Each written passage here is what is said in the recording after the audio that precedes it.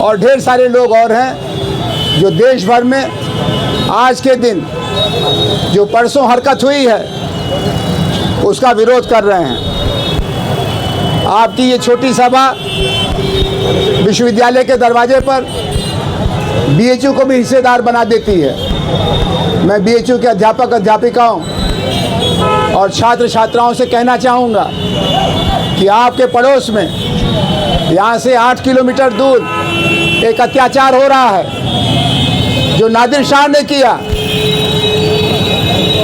जो पुष्यमित्र शुंग ने किया, यानी किताबों पर हमला करना, विचार पर हमला करना। और आज की सरकार ये गलत काम कर रही है। हम उसका विरोध करते हैं, आप उसका विरोध करते हैं, लेकिन इससे सरकार पर असर नहीं पड़ेगा। लेकिन मैं ये कहना चाहता हूँ, राजनीति शास्त्र और समाजशास्त्र के विद्यार्थी होने के नाते, कि इसी बनारस में बुद्ध ने बताया था कि हर चीज़ लगातार बदलती रहती है, अनित्यता है, जो आज है वो कल नहीं रहेगा। ये हम पर लागू होता है, आप पर लागू होता है, ये सरकारों पर भी लागू होता है, बल्कि सरकारों पर ज़्यादा लागू होता है। जो सरकार में होता है उसको ये गलतफहमी होती है कि वो कुर्सी में ही पैदा हुआ था और कुर्सी में ही मरेगा। लेकिन ये लोकतंत्र है। अगर आपने जनता के हित की रक्षा नहीं की तो जनता पहला मौका पाते ही आपको कुर्सी से उतार देगी। आपने वादा किया था बेरोजगारी दूर करने का, 2 करोड़ रोजगार हर साल पैदा करने का।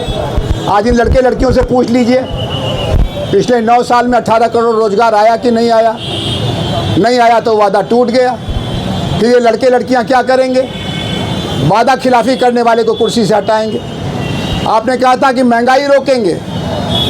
आपके ज़माने में जितनी महंगाई हुई वो कांग्रेस की महंगाई को भुला देती है।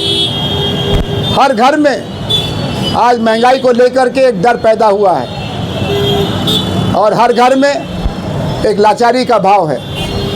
तो चुनाव के मौके पर वो लाचारी खुशी में नहीं बदल जाएगी। अभी कोरोना आया था, कई लाख लोग मर गए। सरकार से पूछा गया कितने मरे? उनका हमको नहीं मालूम।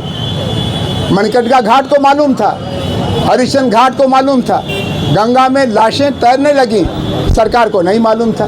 क्योंकि सरकार कुल 2 लोगों के लिए चलती है, अंबानी और अडानी। बाकी किसी के लिए सरकार नहीं। गलतफहमी मत रहिएगा कि सरकार हमारे लिए कुछ कर रही है। या सरकार के मन में देश को बदलने का कोई सपना है? अगर सपना है तो कॉरपोरेट की थैली भरने का सपना है, क्योंकि उनसे उन चंदा लेते हैं, चंदे से चुनाव लड़ते हैं, चुनाव में बेतहाशा पैसा खर्च करते हैं और हम उनके बनाए जाल में फंस जाते हैं और गलत वोट कर जाते हैं। तो अभी ये लड़ाई 7 महीने चलने वाली। बीएचयू के छात्रों और छात्राओं जो आपने मीटिंग की है, ये पहला कदम है। अभी आपको मई 2024 तक ऐसी सक्रियता बनाए रखना है। और एक चीज़ जो मैं जिम्मेदारी से आपसे कहना चाहता हूँ कि मई 2024 में फिर इसी लंका पर, फिर आप ही लोगों के निमंत्रण पर एक बड़ी सभा होगी। वो सभा यहाँ नहीं होगी, मालवीय जी के चरणों में होगी। और यहाँ से वहाँ तक मन्ना और पहलवान की लस्सी की दुकान तक माइक लगेगा। हजारों लोग होंगे। क्यों होंगे? क्योंकि वो जीत का जश्न मनाने के लिए सभा होगी। जीत किसके खिलाफ? अत्याचार के खिलाफ, भ्रष्टाचारियों के खिलाफ, कॉरपोरेट के नौकरों के खिलाफ, देश को हिंदू मुसलमान में तोड़ने वालों के खिलाफ, गांधी पर हमला करने वालों के खिलाफ। और एक बुरी खबर नरेंद्र मोदी जी के लिए है। अगली बार बनारस के लोग आपको यहाँ से दिल्ली का टिकट नहीं कटाएंगे, आपको यहाँ से गुजरात का टिकट कटाएंगे। आपने बहुत सेवा कर ली, अब हमारी जान छोड़िए। आप जान नहीं छोड़ेंगे तो हम अपनी जान छुड़ाना जानते हैं। दूसरी बुरी खबर बनारस के कलेक्टर साहब के लिए है और कमिश्नर साहब के लिए है। आप भारत सरकार की वर्दी पहनते हो।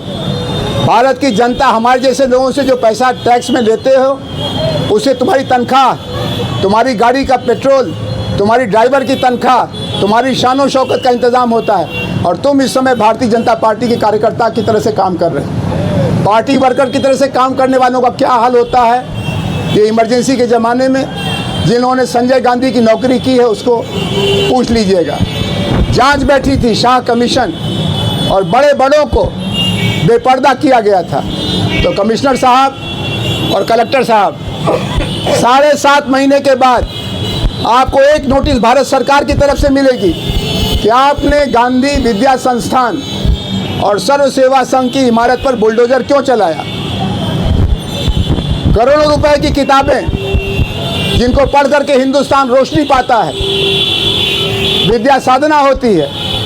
हम हिंसा से अहिंसा की तरफ जाते हैं, हम अनेकता से एकता की तरफ जाते हैं, हम देश विरोधी ताकतों से लड़ने की ताकत पाते हैं, हम इंसानियत के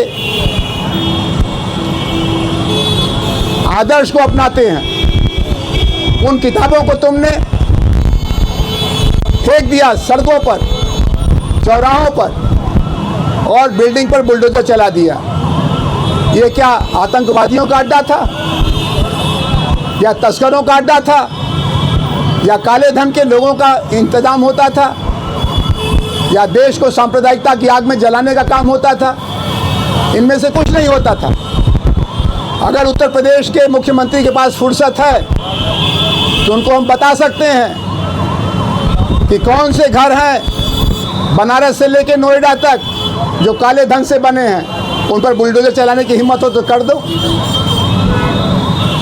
हम बता सकते हैं कहाँ कहाँ देश के खिलाफ साजिशें रची जा रही हैं और कौन लोग हैं उसको करने वाले और कौन लोग